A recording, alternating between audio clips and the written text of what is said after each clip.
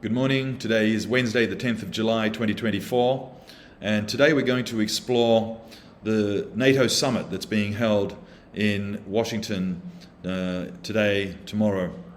And I think we're going to start with an article that was written by the Singaporean ambassador, the former Singaporean ambassador to the United Nations, Kishore Mahbubani, who was actually appointed twice as the UN ambassador.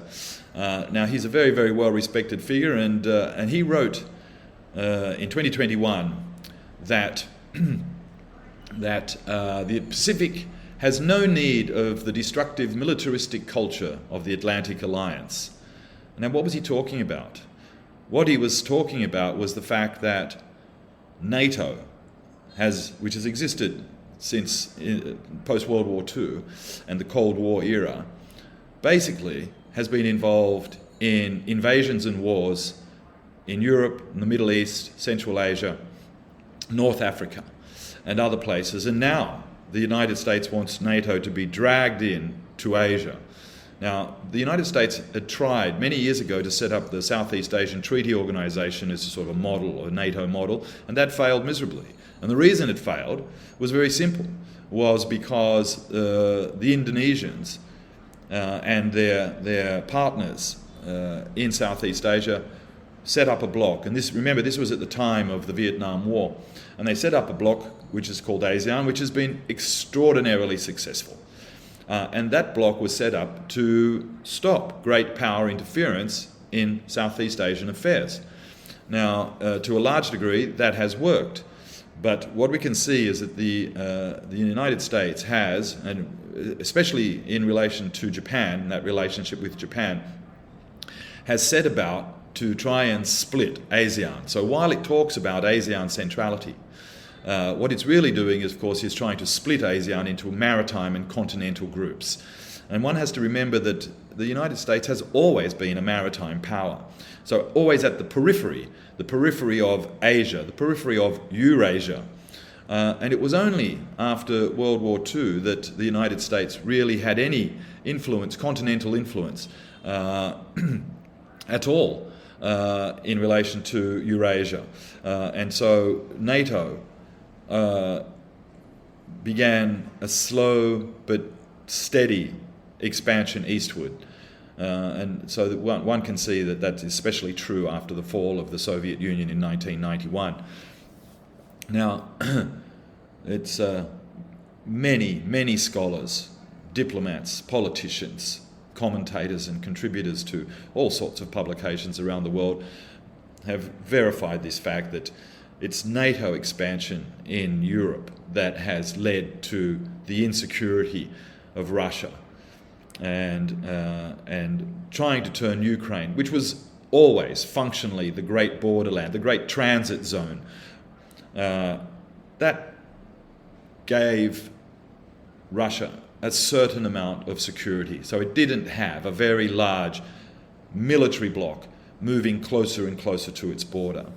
Now, the same thing has been going on in the Western Pacific for a very long time, also, of course, led by the United States. And that, of course, is the sort of ongoing colonization, if you like, of Taiwan, even though there's arrangements in place, the One China policy, recognition that there is only one China, for example, and this is recognized by, I think, almost all countries in the world, except for just a couple of little micro-states in the Pacific, Paraguay, and a couple of others, the Vatican City, for example. But, you know, for all intents and purposes, Taiwan and China are the same thing for all countries in the world today, all members of the United Nations of any significance at all.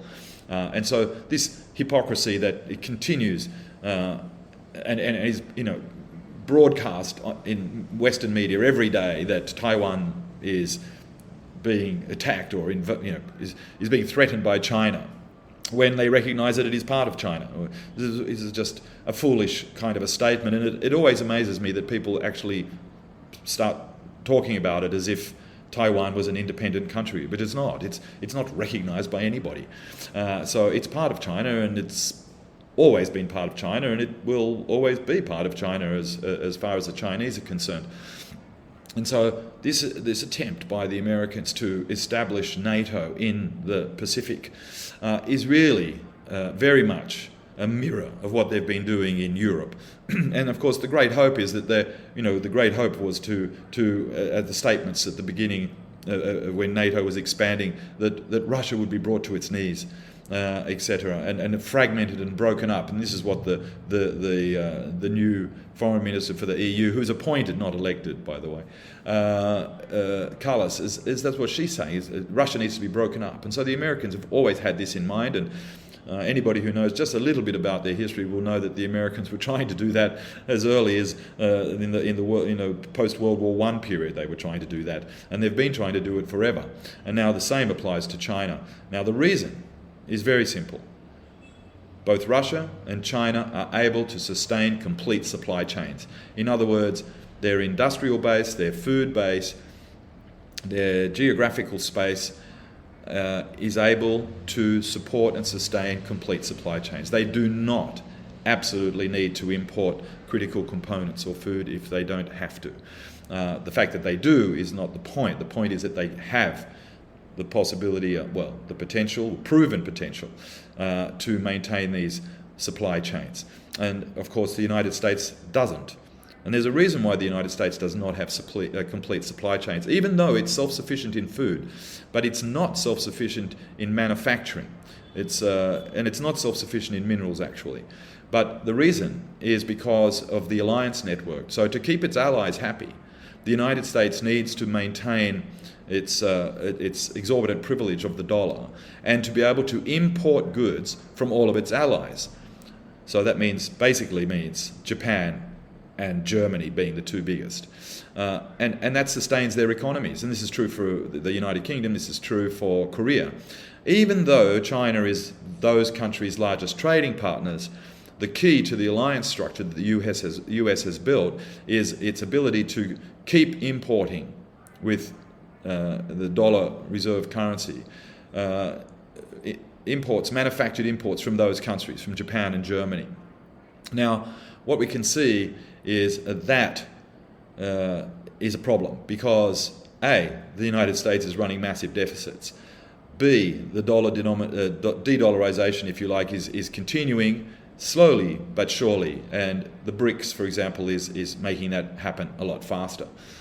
So the United States is in a very, very strange predicament whereby it must sustain dollar hegemony to sustain its alliance network and be able to import manufactured goods from its alliance partners, Japan, Korea, Germany, Italy, the United Kingdom, and so forth. Now, what's been going on in the recent past, of course, is that the United States is now hollowing out the economies. So, for example, splitting Germany from cheap Russian energy has caused recession in Europe. Japan has been, ever since the Plaza Accords in 1987, Japan has been basically stagnant. Now, Japan is now the most indebted nation in the world. Nobody talks about a US debt trap, but that's basically what it's in. So Japan is also stuck in this situation. So the US is basically in a situation where it has to maintain these relationships, must import manufactured goods from those countries and from China as well. But at the same time, to do that, it's hollowing out their economies because it can't just import everything, because that would completely destroy the US manufacturing base. And of course, this is why all this pressure is on China, because to maintain imports from Germany, for example, 75% of German auto production is exported. Now, of course, a lot of that is into Europe and other places, into China and other places like that. But that is overcapacity at the maximum, far, far greater than what China is doing right now as a percentage of its exports. So to maintain that and to maintain its own industrial base, it's had to put limits on German exports, Korean exports, Japanese exports, and of course the Trump administration most famously did that, put limits on that again, and caused a lot of kerfuffle. But then one needs to remember that the Republicans are always protectionist, and the Democrats are almost always more aggressive and belligerent. if one looks at sort of history of the last 100 years, you see that Democrats are the ones that basically start wars. And maintain them. And that includes, all the wars that we're going to talk about today. So in Korea, in Vietnam, in the Ukraine, in Yugoslavia, in Libya, Iraq, Afghanistan. The exception, of course, the war on terror, which was basically started in 2001 by the Bush Jr. administration. But remember that Clinton in 1997 had gone into Yugoslavia, and things had started to unfurl from there on. And so basically, I'm not going to say it was inevitable, but it was definitely a sign that there was going to be greater problems. And that was the first step in destabilizing Europe, Yugoslavia, and Clinton's policy of democratization. So taking out the military dictatorship in Taiwan and Korea, and putting in democratic processes, which was supposed to sort of strengthen them, because the Americans, of course, have declining capacity to maintain their alliances through economic power. On the other hand, what we see in the world today is that China's economic power is substantially larger, especially when measured in PPP, but China does not maintain alliances, although some would say that its arrangement with Russia is an alliance, but it's not a military alliance. It's still very much related to one of the longest borders in the world, and Russian stability means Chinese stability along that very long border. And so it's in China's interest, of course, to keep that working. And one needs to understand also that the Belt and Road Initiative, which really was a westward expansion for trade, was really in many ways because the Americans were blocking expansion in the Pacific for Chinese trade and for infrastructure. And so China really was left with very little choice but to do that. Now all of this together has been turned into the United States becoming more and more panicked about the fact that its economy is being hollowed out. And it really is purely a fiscal military state. I mean, it's all financial instruments. And we can see that debt in the United States is at unimaginable levels. It is so high that I think, and many commentators believe, that it will never be able to be paid back, ever. The only way that this can sort of disappear is it just be inflated away. And of course, that's what's happening. Inflation is still running in America at above 2 to 3%. And they're not able to sustain the import requirements for the economies in their alliance network. So what are they doing? What they're doing is pumping money into arms sales and into warfare. So this is what NATO does best. And in fact, NATO, a little history right now, let's just go back and say, well, what has NATO been doing? And of course, after World War II, Churchill had said an iron curtain has descended across Europe. And everybody took that to mean that the Soviets had put an iron curtain there. But actually it wasn't the Soviets that did that. It was, of course, the Americans and the English who invented or imagined this iron curtain. And the reason was that they were very scared about the Russians because it was the Russians that had done most of the work to defeat Nazi Germany. It was Russia that paid the very highest price. It was Russia's economy and people that suffered the most. 27 million dead, as opposed to, I think it was 800,000 Americans. So you understand the calamity of that. And in China too, more than 20 million dead from the Japanese invasion of an occupation of China. And it was China's fight against Japan that kept most of the Japanese army occupied in China and allowed the Americans to island hop and finally drop nuclear weapons, which one could argue they didn't need to do, on Japan.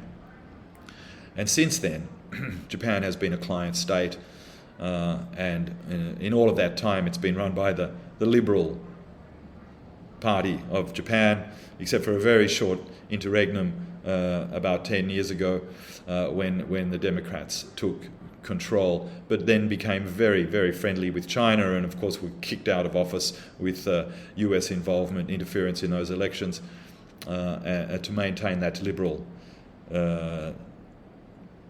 right-wing conservative and realist view that China was a threat. But China's only real threat has been the fact that it, as I said before, that it is only one of the two countries in the world that has complete supply chains. And this has been proven with electric vehicles for most recently, but also with computing and chips, semiconductors and so forth. It can produce everything. And it has spent 30 years in the most remarkable development that history has ever seen to pull almost 800 million people out of poverty. Now that has never been done before, and it was done peaceably. So one needs to ask the question, why is NATO saying that China is a threat? Now, this brings us to the question of, why is China or Russia a threat? And why does NATO need to exist? And the answer is very simple. The threat is to US primacy.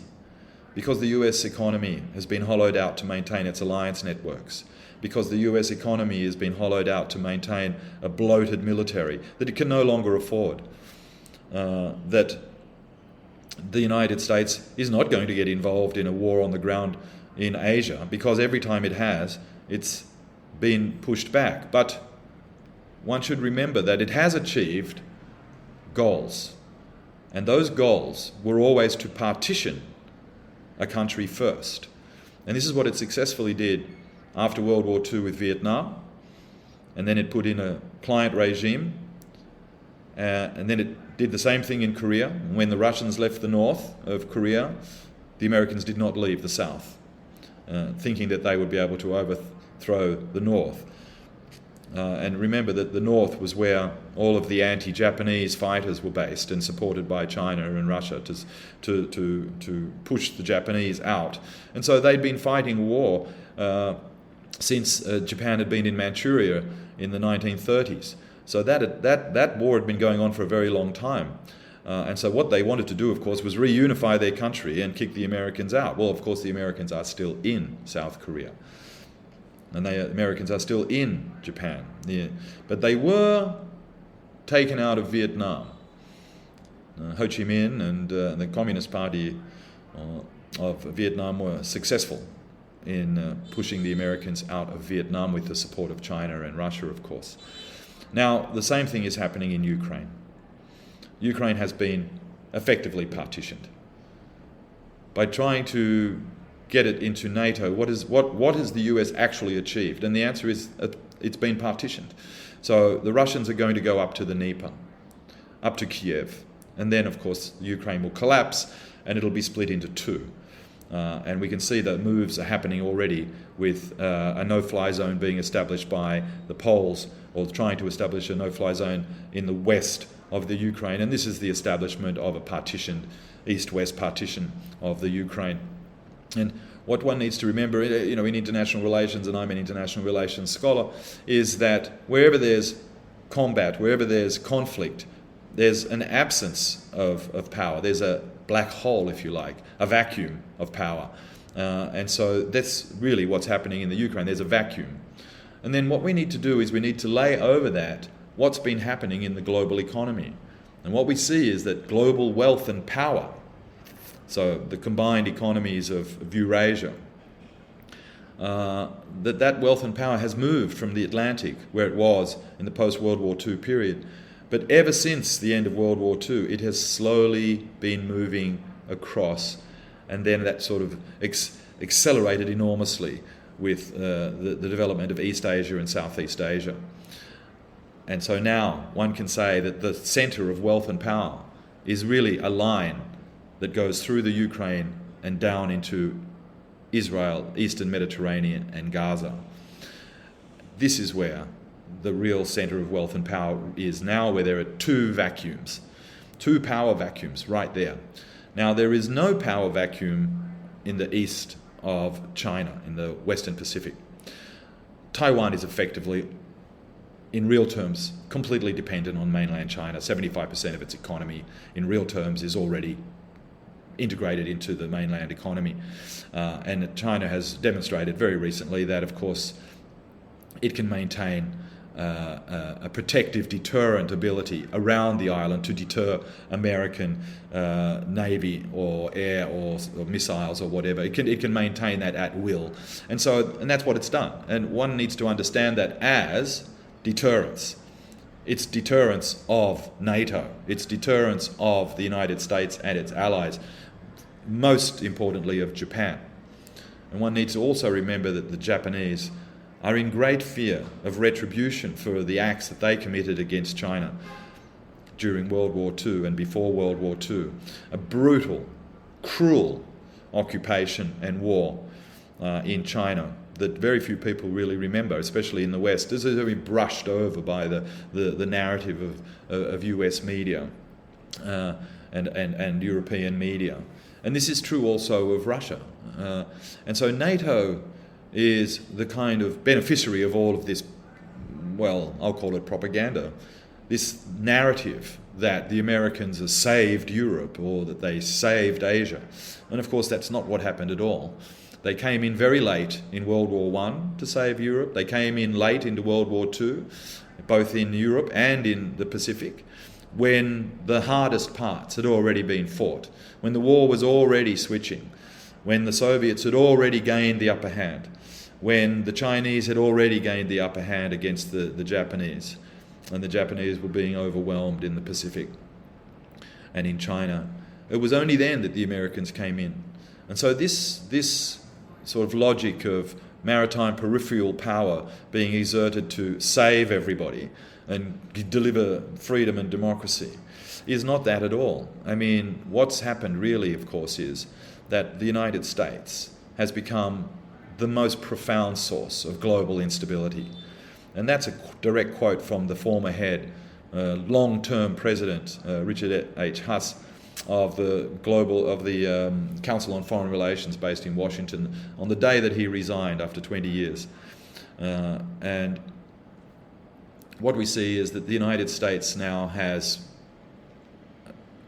some democratic processes at home, but one needs to, a choice between a senile old man, Biden, who's just falling apart, the straw man, literally the straw man, or Donald Trump, the tin man.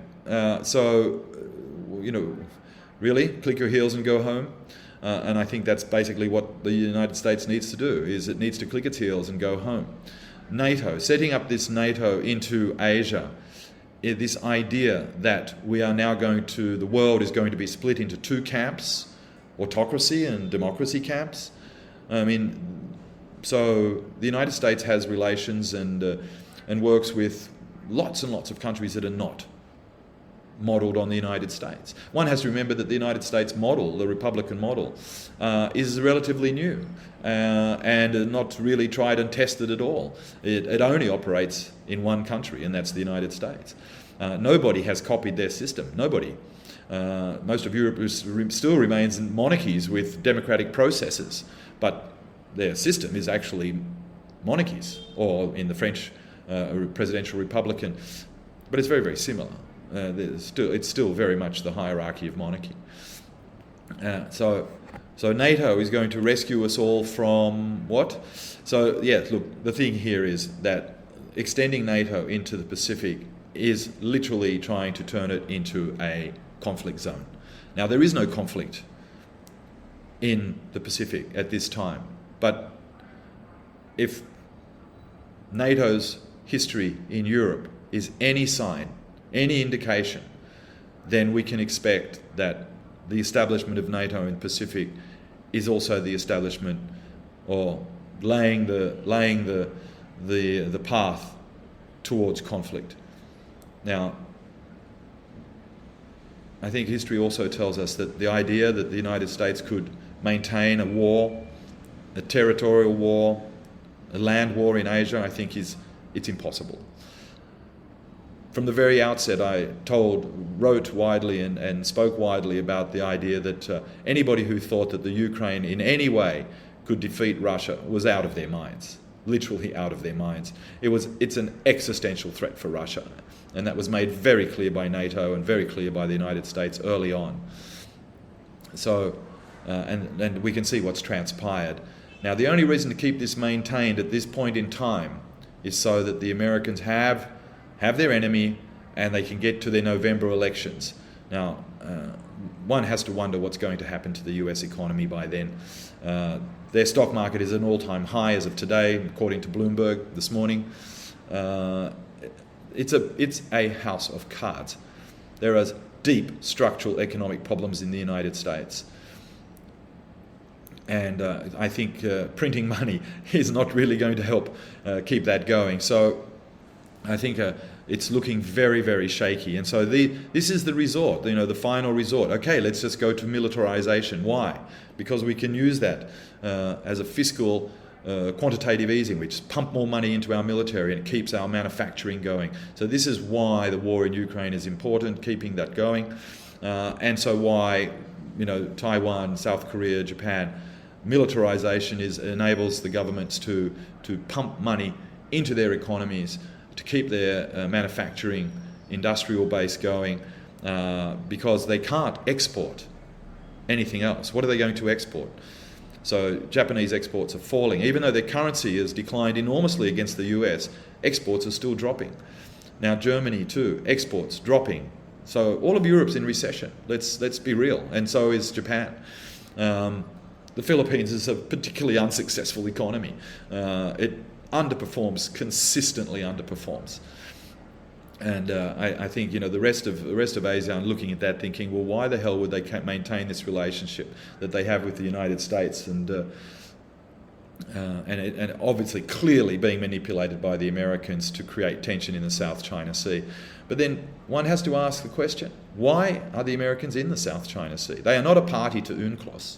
It was their idea to extend all these borders out to 300 kilometres, the economic zones out to 3, and that created enormous problems for everybody because it created new conflict areas, new points of irritation for every nation in the world. Suddenly, where they didn't have that problem, suddenly they had a problem. And so a lot of these have been resolved, but the United States has never ratified UNCLOS, and they don't belong to UNCLOS. So the idea that they're operating under UNCLOS is just a mirage. What they're doing is they're saying that they have to maintain international navigation. Well, nobody ever stopped them from doing such a thing.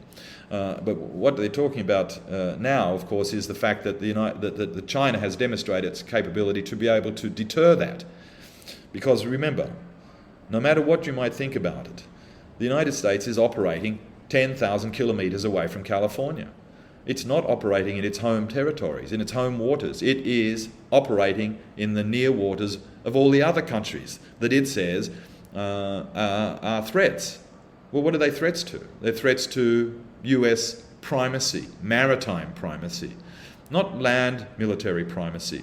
And I think we can see that clearly in the situation that happened in Central Asia, where when the US finally pulled out of Afghanistan, for the first time in 300 years, there were no foreign forces, basically all the way from Vladivostok, from Vladivostok in Russia, or even, let's say, Shanghai in China, all the way to Sevastopol. No foreign forces in all of those countries, which is, in large part, that meant that the area has become far more stable than it was in the post-Soviet collapse era. And those countries are now benefiting enormously from the trade networks, the infrastructure trade networks that were built by China. And of course, Russia has been a very key part of that. And the Ukraine was a key part of that as well. And this is why the Ukraine was targeted for partition, because it enabled, the Ukraine was the great transit zone, the great buffer zone between East and West. Or not even really West, because Central Europe, I think, has become the more important part of Europe. And anybody with an idea about Roman history will always know that the West was always the poorer part. It was always the East that was richer. And this is true today. And why is that? It's because they don't have the minerals and the energy and the resources that the East had. And this has now become very obvious with Germany and France, with Germany being cut off from Russian energy, something that they'd done for 30 years because of the problems with the Suez. Now that brings us to the idea of Suez. What's going on in the Red Sea? Well, the Red Sea has now become a BRICS plus lake. Egypt, Ethiopia, Iran, and Saudi Arabia and the United Arab Emirates now embrace the Red Sea. And we can see that the conflict in Gaza, with Israel and Gaza, is about making sure why does Gaza need to be destroyed? Because Gaza could operate as a port on the eastern Mediterranean and have access to the Suez Canal. Why are the Houthis in Yemen so important? Well, because they also guard the exit into the Indian Ocean of the Red Sea. And so this is why, but the BRICS Plus has embraced the Red Sea. And so this is why we see this struggle going on, and why the United States keeps supporting Israel in Gaza, is because Gaza needs to be destroyed so that there's no possibility of a Palestinian, or even let's say, I don't want to say this really, but a Muslim state running an active port connection into the eastern Mediterranean and into the Red Sea. Because if one understands what the Belt and Road is and the global infrastructure development, the only part of the terrestrial land routes, land routes that are not connected in the Belt and Road, every other part has been done, is the part to Africa. And there's only two parts that have not connected, and that is Iraq and Syria, right on their borders.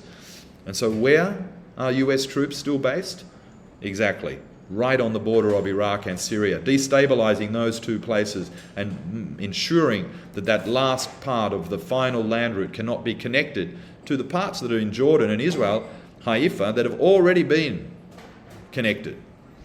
And so this is why the United States maintains its troops there, and this is why Gaza needs to be destroyed, because that would give a non-Western, a non-Israeli port on the eastern Mediterranean, other than Syria, of course, and Turkey, and enable more and closer access for Suez and for the Red Sea. And it basically would mean that the United States would no longer control access anywhere in relation to the Red Sea.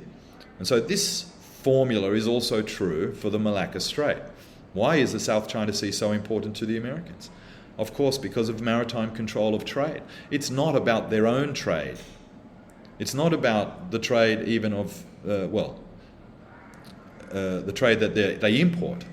It's not really even about that. It's about being able to, what they've done is they've appropriated the security of China and ASEAN and Korea, so that maritime security is appropriated by the Americans.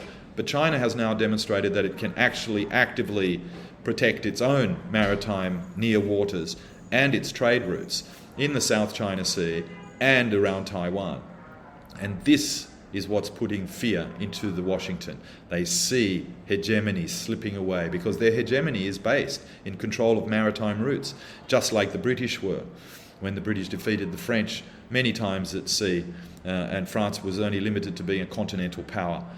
But now this is what's happening to the United States. And there are obvious reasons that I've explained earlier, that they don't have supply chains, complete supply chains, because they are dependent on Germany and Japan, European partners, Korea and other partners for their supply chains, because that's what holds their alliance together. Why would Japan and Korea need them, the United States, if it wasn't for the export markets? That's all they need it for. China's not going in any way, and it never has in all of its history, invaded Japan. The Mongols, on the other hand, tried a couple of times but failed miserably. I don't think anybody in their right mind is going to do that. But Japan sees that it's going to become peripheral to the continental power of Eurasia, and Korea also. And Korea has, in all of its history, Korea has always been the kind of the middle transit border zone between China, the continental, and Japan, the island. And so this is what we need to look at and understand in relation to the Ukraine. It too is this situation. So these areas where there are conflict and tension are fundamentally only vacuums of power. And they're being maintained by the Americans so that it has an excuse to maintain its naval and other power, military hard power, to control those areas. So that's the first thing. So NATO represents the final opportunity, if you like, or the final attempt by the Americans to build a military alliance that could possibly counteract the growing power of Eurasia as they all work together in Eurasia: ASEAN, China, Russia, Central Asia, Central Europe, Eastern Europe, the Middle East, North Africa, all working together in these new arrangements, multilateral arrangements. The Shanghai Cooperation Organization, which guarantees the security and stability inside Central Asia. ASEAN, which guarantees the security for Southeast Asia. China, which guarantees its own security, of course. Russia, which has shown effectively that it can guarantee its own security. The North African states, which have finally started to throw off the yoke of French imperialism and colonialism, which stripped them and turned them into the poorest countries. I mean, really, the bottom 3 or 4 poorest countries in the world. And where did all that gold and uranium come from? Exactly, those countries. So this is what the Americans are really worried about, of course. They are slowly but surely being pushed back to the Atlantic on one side. And on the other side, they are also eventually being pushed back to Hawaii, which, of course, Hawaii has an independence movement, and I think there'd be real worries in Washington if China was to go there and start saying that it was an independent country and not recognized.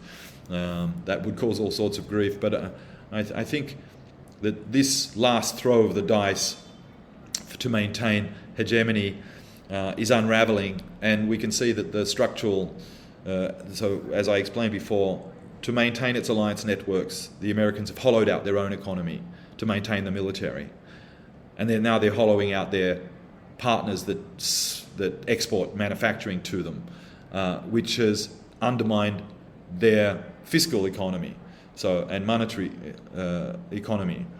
So it's turned into a purely service and financial economy with very, very small manufacturing base. And the only way to maintain that is to increase military spending. But it's literally hollowing out all of its alliance structures. And we can just see this happening right before our eyes every day now. Now, what we need to do in this sort of second part of this rather long discussion that I'm having with you today is to discuss the power of the soft power, if you like, of the United States, which has managed to maintain a narrative for a very long time that has convinced a lot of people in Asia and in Europe and in Africa and the Middle East and elsewhere that America was a benign power that really only wanted to bring security and safety and democracy to all of the people in all of the world. But we can see that that has not happened. The only thing that's happened is that the United States has been involved in 250 conflicts in 250 years. And that as little American blood as possible has been spilled to do that. And when there was some American blood spilled, real blood spilled, for example in Vietnam, they quickly turned tail and got out of there. And I think this is, Lee Kuan Yew said very, very aptly a long time ago that when push came to shove over Taiwan, no American lives were going to be lost over Taiwan because everybody knows that it's already recognized as part of China. So maintaining this fantasy about Taiwan independence is just ludicrous. And look, as emerging economies and developing economies come to this realization, and they all have, the non-aligned movement, the BRICS Plus, the SCO, the Belt and Road Initiative, as this brings increasing levels of prosperity and the ability to trade outside of the dollar, we start to see that the soft power, the attraction of the United States is slipping.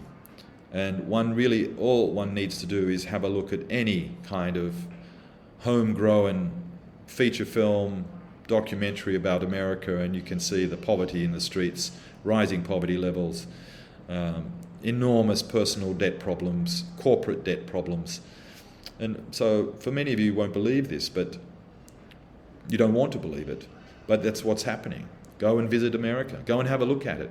Go and see what's going on in the United States of America, and you will realize that its whole economy has been hollowed out.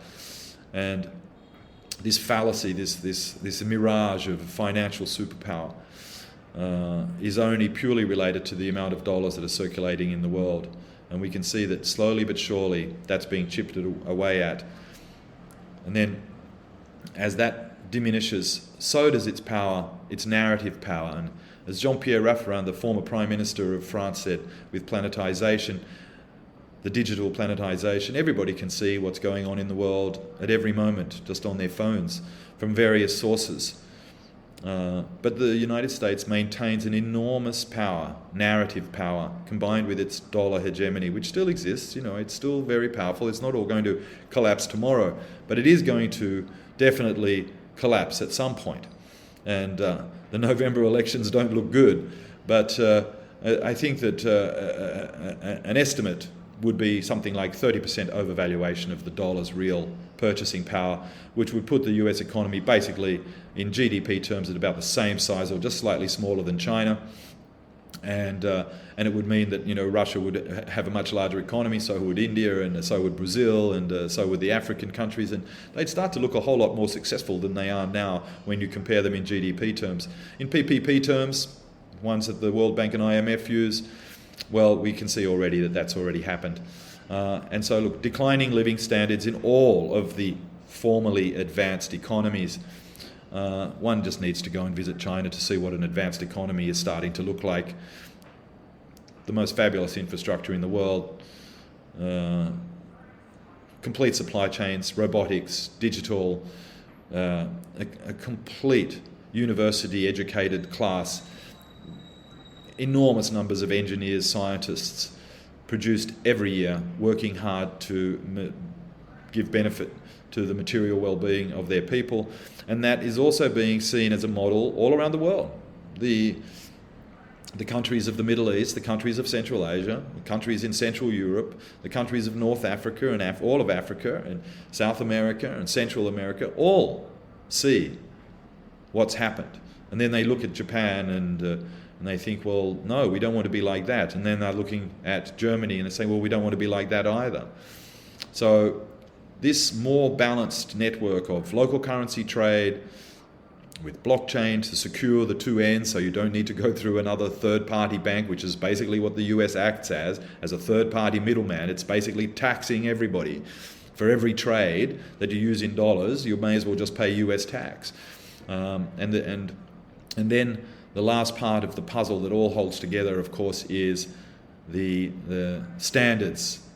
So standards, for example, like English language, or accounting laws, or financial regulations, or regulations on pharmaceuticals, or aircraft, all those sorts of standards. Everybody wants to meet the American standard, and this is a way of these are really what the rules-based order are.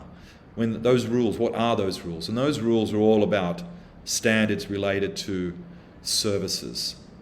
And this is where America is still very strong. While its exports of manufactured goods have plummeted since World War II, its export of services has increased and is very, very large, more than $1 trillion a year. And so that's where it's really making its money. And that too is going to slowly disappear as new standards come, because the world's largest trading networks are through the Belt and Road, and through China is the largest partner for every country in the world, including the United States.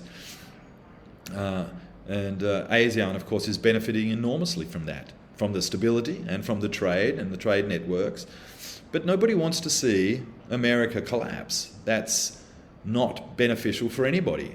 What is needed, of course, is for the United States to stop building these circles, small circles into large circles kind of idea, to stop utilizing militarization as a way of pumping money into its economy and to keep its industrial base alive. What it needs to do is make structural adjustments at home, which are going to be painful. But it can be done, and it will be done in cooperation with all the other powers, the other poles. So Europe, Russia, India, Brazil, South America, Africa, these poles, China, these are the poles, the multipolar world, a multipolar peace. That's what the Americans need to really understand. And of course, it's very hard for the Americans, having been so powerful for so long.